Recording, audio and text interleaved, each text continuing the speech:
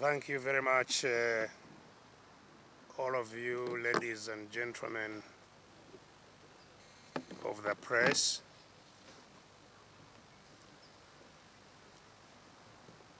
I have been away from Uganda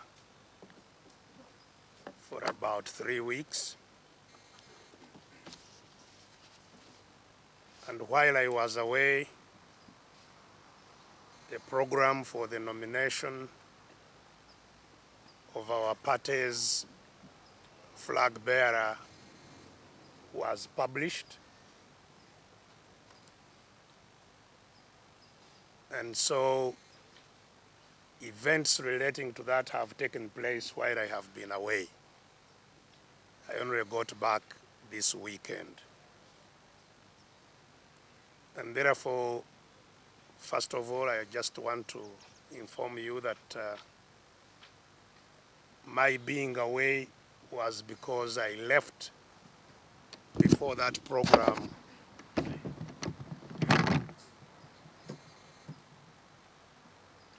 you organize your things so that you don't have to keep on. My being away was because that program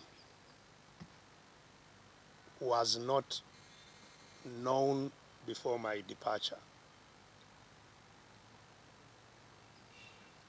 And while I was away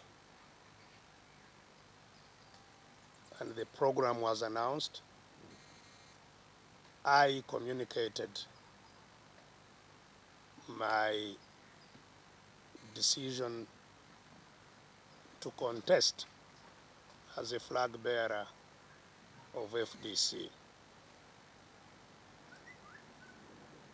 And I was eventually nominated as one of 2 candidates that are now available to contest for the flag bearership of our party FDC. This being my very first appearance to the press since my return, I would like to use this occasion first and foremost to thank my colleagues who proposed my candidature, who endorsed my candidature, and who did whatever was required to get me nominated in absentia. I realized that indeed, when the program for nomination was published, many members of our party made petitions to me to become their candidate. And indeed, some got into trouble while doing so. A number of our colleagues who were moving to come here to Katonga to make a petition were arrested and detained for some days for simply trying to petition me to become a candidate. I would therefore like to really thank all those who took the initiative to demand that I become a candidate. But I would like to emphasize at the outset that I did not become a candidate under pressure of anybody. This is my candidature. It is my decision, though I am happy that there were many who were demanding it. I would like to thank the very many people who supported the process of my nomination in all kinds of ways. The nomination fee for being a flag bearer in FDC was put at 3.5 million shillings. I did not pay 1 penny of that. The people who were working tirelessly to make sure that I get nominated did fundraise from our supporters and have been able to pay for all the activities and requirements of my being a candidature and whatever went with it until today. So I'm greatly indebted to all those who made those sacrifices. As I'm sure you all know, the Uganda police, which I have always insisted is being managed not as a national institution, but has been corrupted into becoming a regime institution. The Museveni police was at hand to terrorize our supporters as they tried to nominate me. And I'm sure you know that one of our supporters was indeed gunned down by the police, Mr. Godfrey Bale, who had not committed any act in violation of the law. Many others were brutalized. Again, in a simple display of persecution of legitimate opponents of the regime, legitimate opposition. I want to condemn in the strongest terms these acts of lawlessness by the Uganda police. This is indeed part of the reason that we have been working around the clock to make sure that state institutions in our country are reformed. We need to have state institutions that are independent and that serve citizens and not regimes. We shall be taking those who violate the law under the cover of these institutions to task, both now and in the future. Some of these regime agents will end up in the International Criminal Court. The world order today does not entertain impunity even within countries. And so those who commit offenses thinking they are protected by the sitting regime must know that their time will come.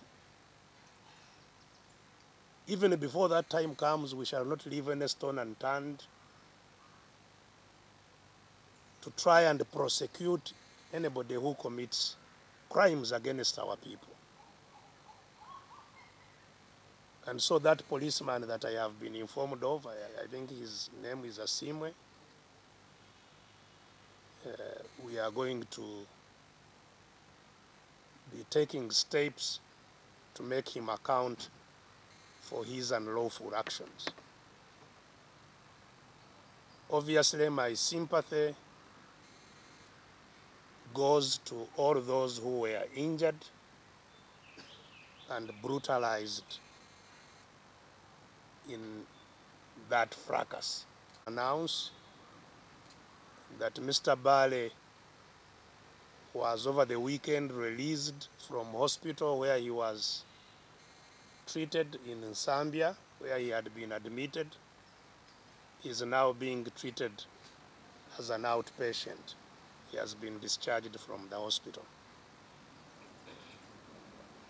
Now, my candidature has raised a number of questions, and it is my intention that I clarify on some of those issues that have been raised relating to my nomination.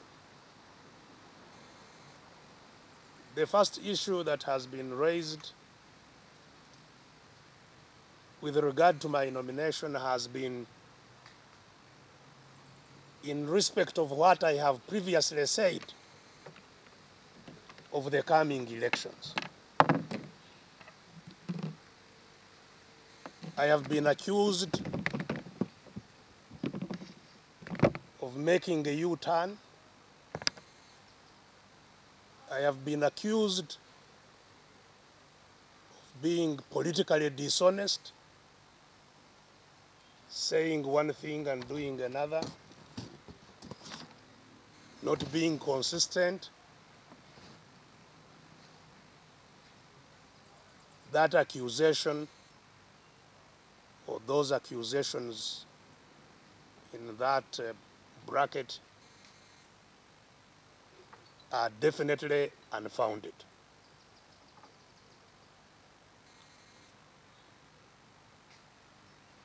I would like to challenge any person at all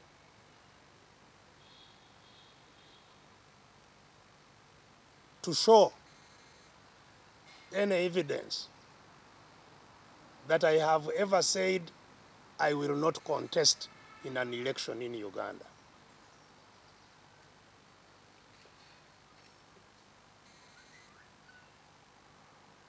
I have only said I won't contest without reforms, electoral reforms. Contesting an election organized, managed in every respect by one of the candidates.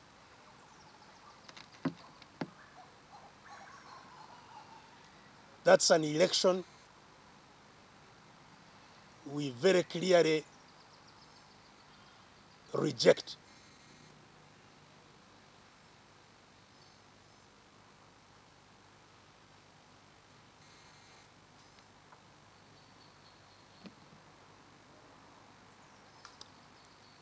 That rejection, I would like to make it very clear, is no longer a rejection of just Kizza Besigye. It's a rejection of the people of Uganda.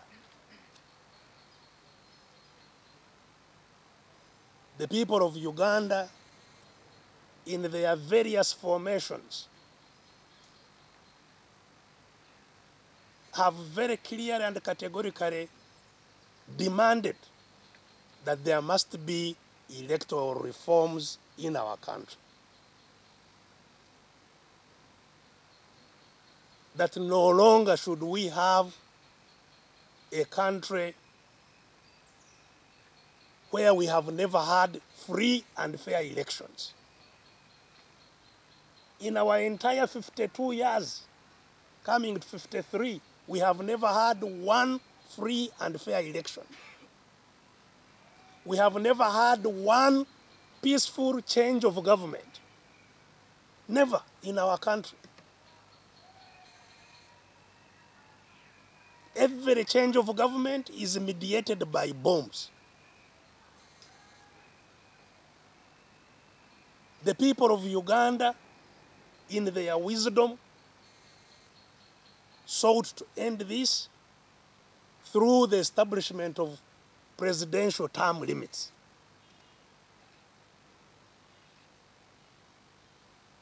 The same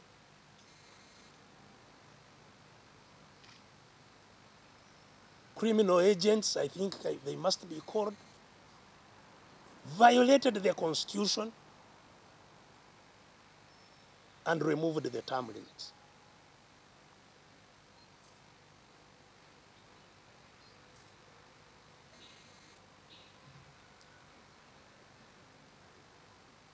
The people of Uganda have gone through several elections under the Museveni regime. These elections have been challenged in the courts of this country.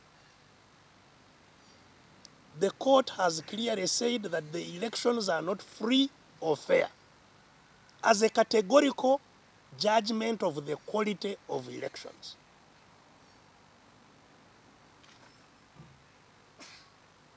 So the courts themselves, the courts of Uganda, have demanded reforms so that we have free and fair elections. Election observers that have observed all the elections under the NRM regime, who include international election observers like the European Union, like the Commonwealth, like the African Union, they have all said elections fall short of being free and fair and have recommended reforms to engender free and fair elections. Domestic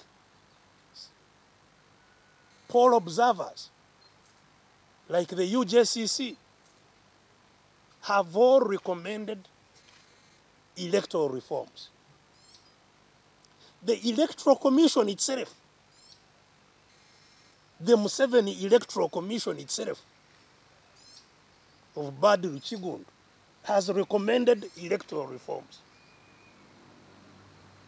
All the parties of Uganda working as one body under the IPOD.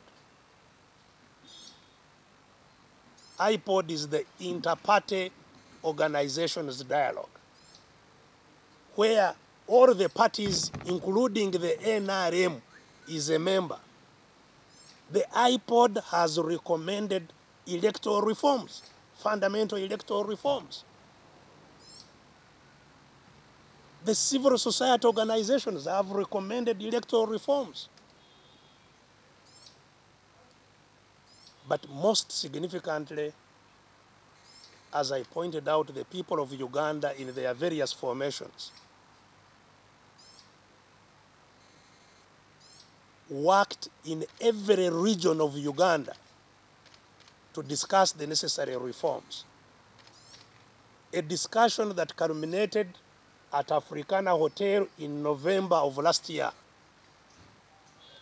and made a compact, citizens' compact on free and fair elections. A compact that is signed by not just the political parties, but many civil society formations. I am sure all of you have read that compact, the Citizens' Compact on Free and Fair Elections. The compact is very clear. I am a signatory to this compact. FDC as a party is a signatory to this compact. All the opposition political parties in Uganda are signatories to this compact. Some of the NRM elements are signatory to this compact. And the compact is very clear. You should read it. You know, it starts by recalling the history of Uganda, where no president or political party has peacefully transferred power to another. This is the history of Uganda.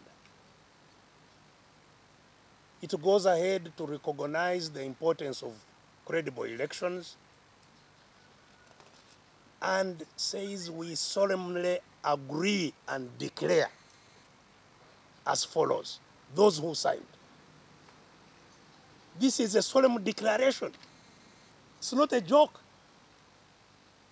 Everybody who signed this made a solemn declaration that we shall have a new, independent, impartial electoral commission.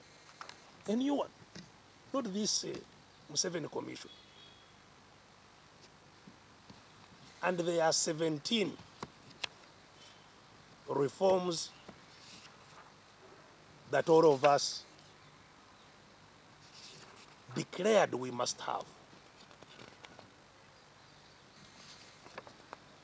17 reforms under the compact.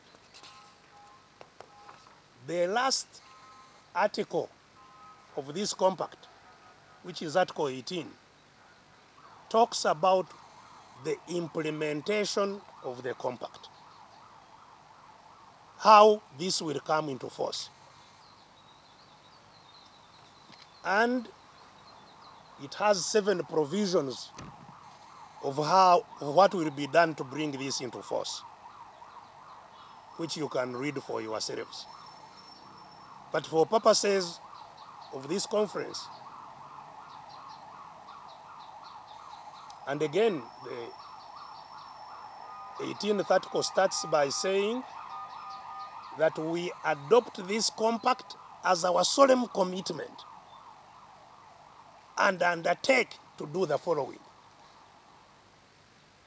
All those who signed undertook to do the following. 18.5, all the political parties, civil society organizations, and political leaders and religious leaders participating in the national consultation commit themselves to use their structures to mobilize support from the grassroots to ensure the implementation of this compact. That is a solemn commitment we made. It says in 7 that all forms of lobbying, mobilization, and organization shall be used to ensure that citizens demand for the full implementation, to ensure the full implementation of this compact. So we must do everything to ensure the full implementation of this compact. In other words, that is the basis of our slogan, elections after reforms. That is where it comes from.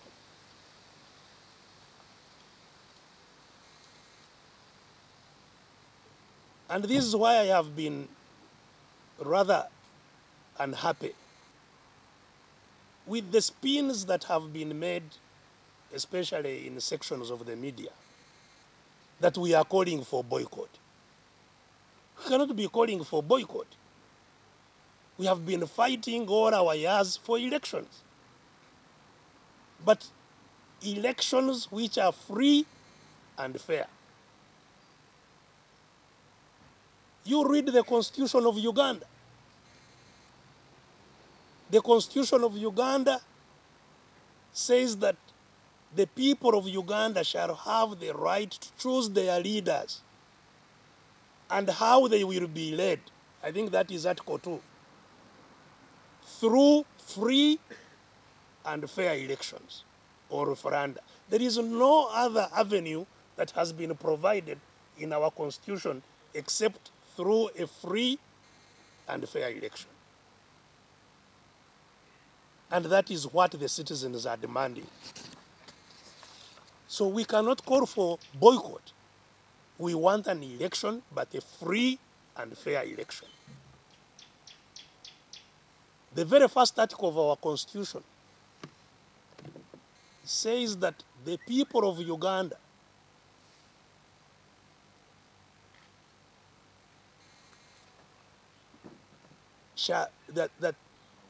the power, all power in this country belongs to the people of Uganda who shall exercise it in accordance with the Constitution.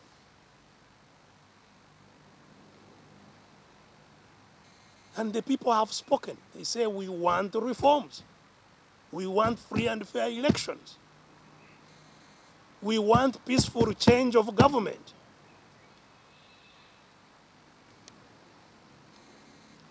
This compact, we took it to Parliament. I'm sure you know that we handed over this compact to the Committee of Parliament. It is still before them.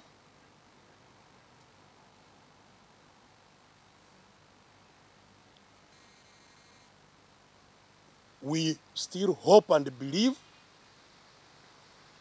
that they will do something about it. But we just don't live by hope and praying. We must work to make sure they do something about it. And that's why we are going to rally the citizens of Uganda to make sure that there are reforms, come what may. Because that's their power.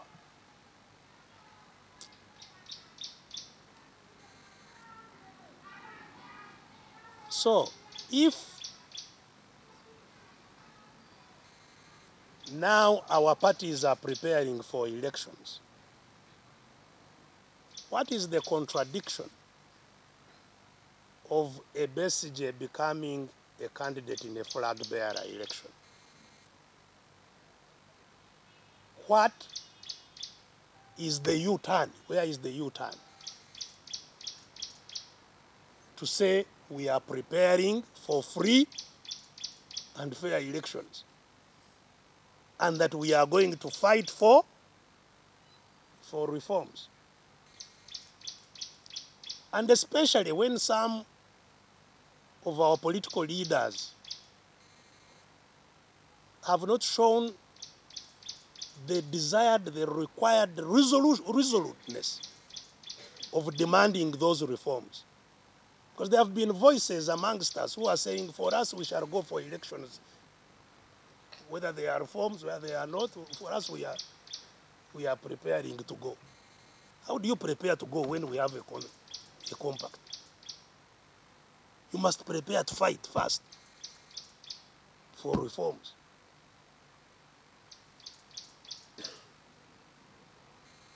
So my candidature is not any form of U-turn. My candidature is simply implementation of what we've been saying.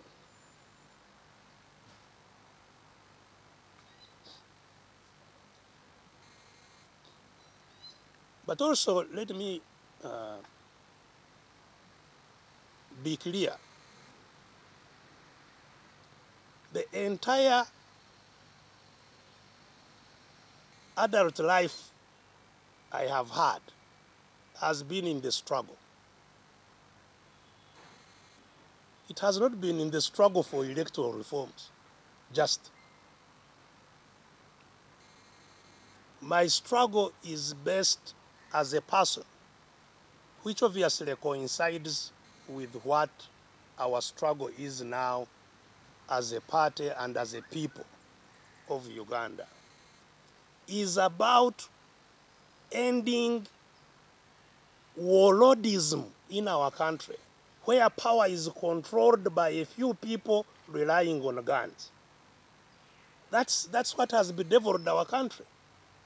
We are led by warlords, using guns, a few people, a clique of a few people, using guns to dominate and control the whole country, where people have no power. I see my own struggle as a struggle to end that. That is the fundamental struggle I'm involved in. The struggle to end control of state power by warlords, to transfer power from warlords to citizens of Uganda. And that is the fundamental change. changing regimes is not a fundamental change like was claimed by Mr. Museveni in 1986. In fact, what happened in 1986 at the doorstep of Parliament was the categorical, the typical, the classical change of guards. Just a change of from one guard to another, like happens at the door of Buckingham Palace every day, when one set of guards go home and another set of guards come in. The guards of the Tito Rutwa regime were going out, the guards of Museveni came in. That's the fundamental change must be when power shifts from those controlling the guns to the people, and that the people can control all state institutions. That's not what, that has not happened. I have categorically said that having spent my entire adult life trying to do that, I will not retire from that struggle until that is achieved. That is the heart of what I can never turn away from. Anybody who is looking for my about turn should look for that. If I turn away from the struggle to end warlordism in this country.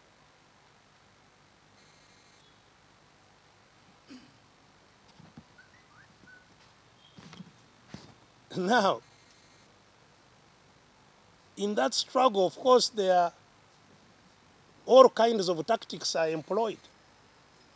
I am actually surprised. You know, part of the reason I think indeed Ugandans sometimes, you know, look at military officers with some hope is that military officers can confront the military regime using some military tactics and overwhelm it.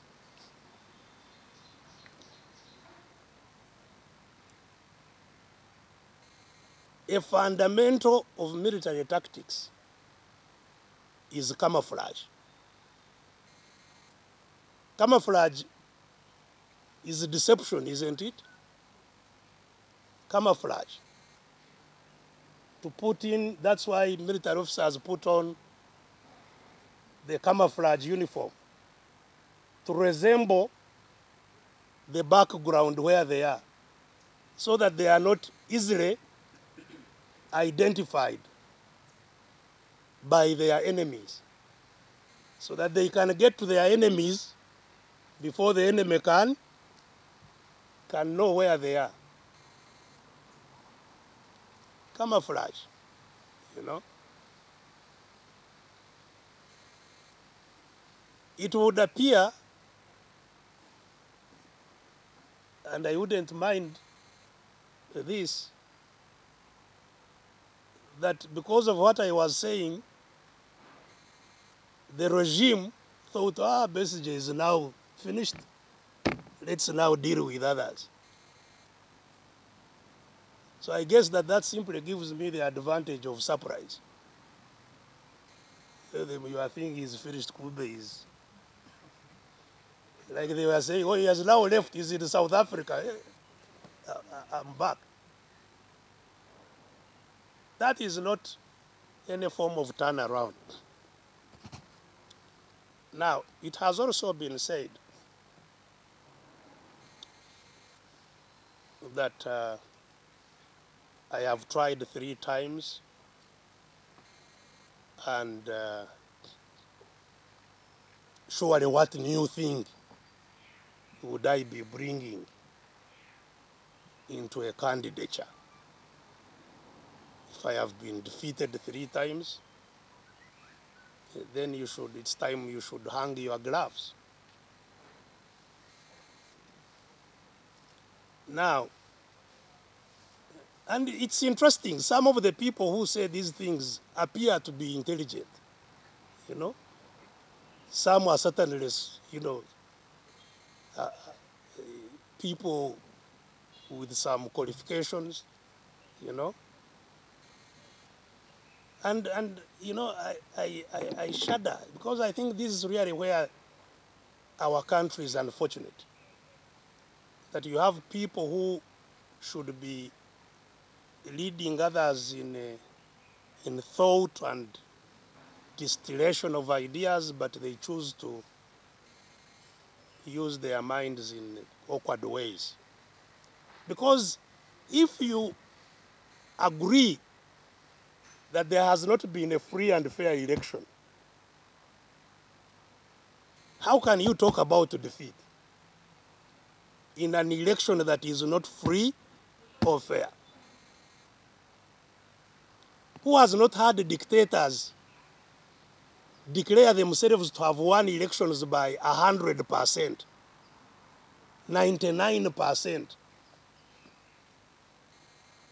only to be deposed by their citizens the next day?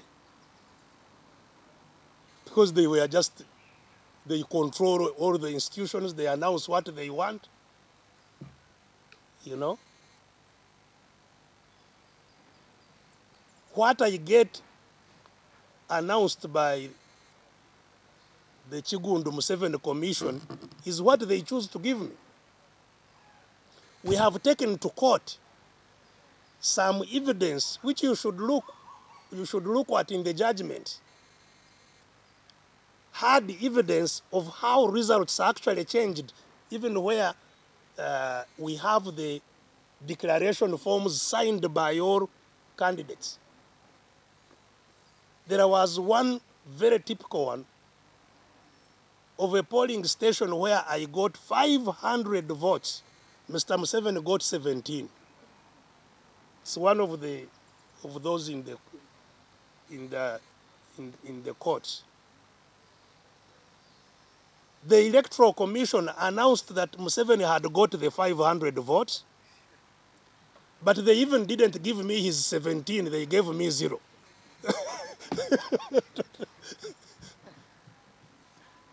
And these are the results that are announced, you know? So if you have a clearly unfair system, you cannot talk about who is a winner, who is a loser. You know, in the 2006 elections, when some of our supporters were gunned down in front of me at Bulange, we took those pictures to court as part of the evidence in the 206 petition, with my supporters who were having their posters on them lying down before me in a pool of blood. And the Solicitor General, who was representing government, argued in that case that these 3 people who were killed, if they had not died, they only had 3 votes. Surely, even if they had cast their 3 votes, they would not have changed the difference of 1 million. And I remember Justice Kanyehamba, who was part of the quorum, asked the Solicitor General, if there are 1,000 birds in the tree and you shoot and kill one, how many remain in the tree?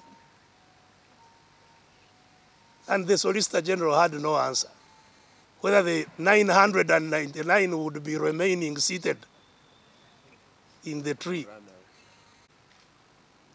So, you cannot have results unless you have credible elections. And that is why in 2011, we chose not to go back to court, because whatever we could get from court, we had got. The courts had declared elections are not free and fair, but they have failed to do the needful to cancel them. And Justice Kanyehamba has indeed written on what happened in those courts in his book, which all of you can read.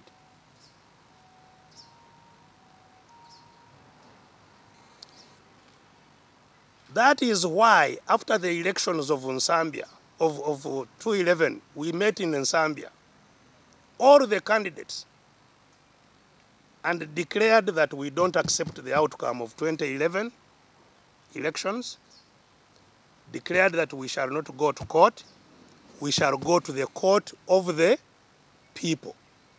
We shall rally people so that instead of stealing their pieces of paper, they contend with the people themselves. We shall start a national movement, a national campaign of people to say enough is enough.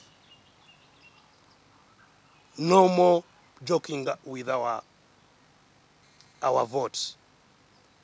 And that's what we've been doing these last 5 years. We've never rested. We are waking up people to take charge of their country. This campaign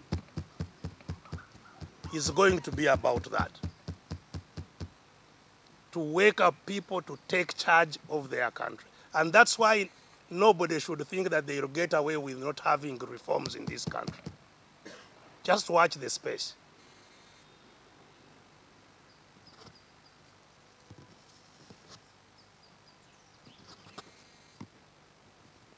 It has been said that how can I oppose term limits, but I keep on standing? And this is said again by people who you think have been to school, who cannot ask themselves what a term means.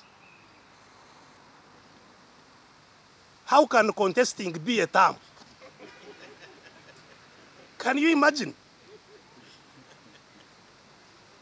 How has our education gone that wrong? To have people who think that by contesting that is a term. The reason we advocate for term limits is because people who are incumbent, who occupy positions of power, abuse their offices, misuse their power to entrench them and to stay in those offices illegitimately. What is the power of a candidate? Simply, in FDC we have term limits, unlike most other parties. Our term is 5 years. I never served any 5-year term myself. The first term I served, I ended it at 4 years, myself. Not under any duress, but we felt that it was necessary to rebuild our party, to create new structures. Sometimes I've been hearing people talk about party building. That has been always our focus, to build strong structures at the grassroots. That's why I cut my first term short, so that we go back and build structures. I served 4 years in my first term. My second term, I served 3 years. Cut it short, 2 years. Cut it short by 3 years, again on my own accord. Yet you hear somebody saying Besigye is like President Mugabe. He wants to stay on and on. You wonder, what occupies up there?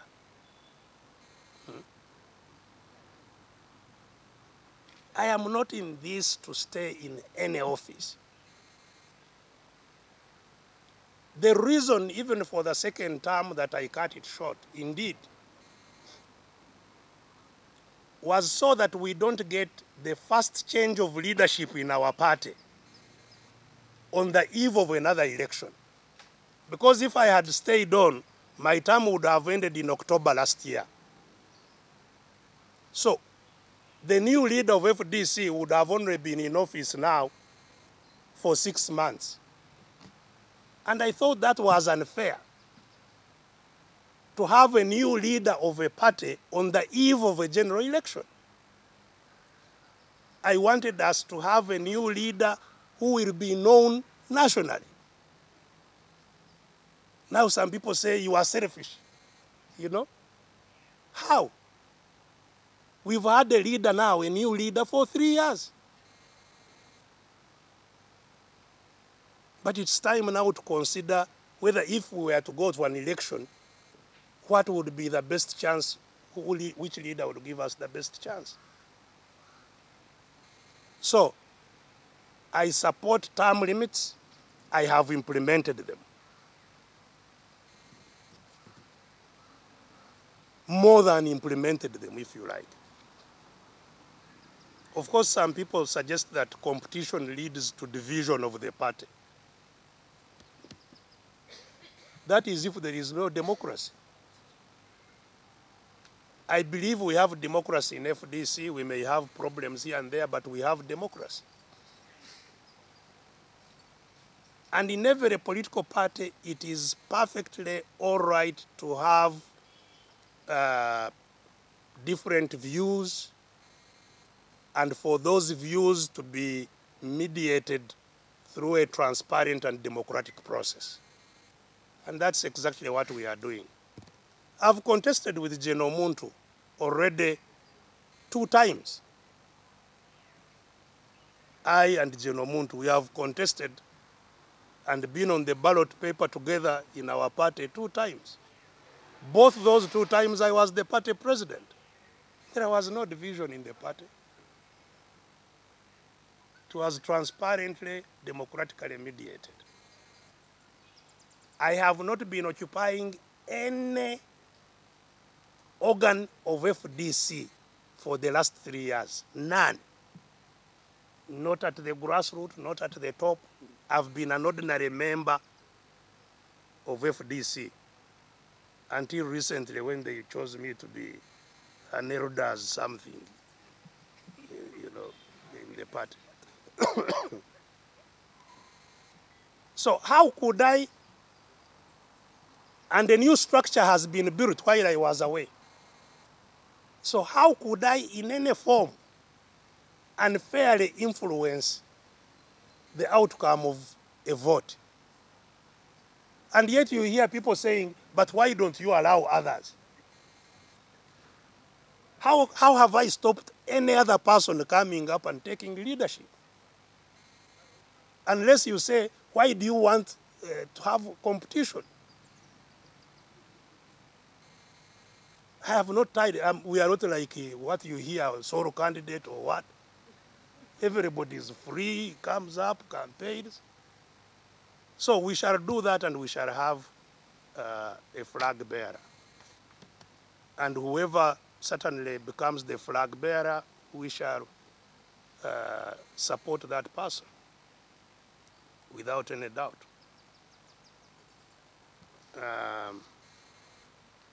General Muntu has been my colleague for more than 30 years.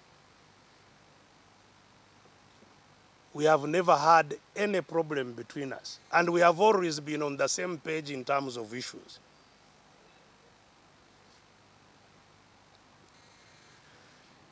So I don't envisage any problem whatsoever. Of course, that doesn't mean that we agree on everything. Some areas we agree to disagree, but we are colleagues, we are very comfortable with each other, and so this competition will not cause any problem. I have, of course, been in touch with all the other leaders in the Democratic Alliance. I have had interactions with all the other leaderships, including those of the NRM. Recently I saw Professor Bukenya saying he may not be any longer in the NRM. I don't know where now he is, but I've been in touch with him. I've been in touch with the Mbabazi camp, and certainly all the others on the side of of the opposition, traditional opposition. All of them have expressed willingness to work together. And I hope that the project we first work on is the campaign to make sure that we have credible elections. And I have made that very clear to all those who have signed on this compact. So I'm very hopeful at this time in our country that change is coming.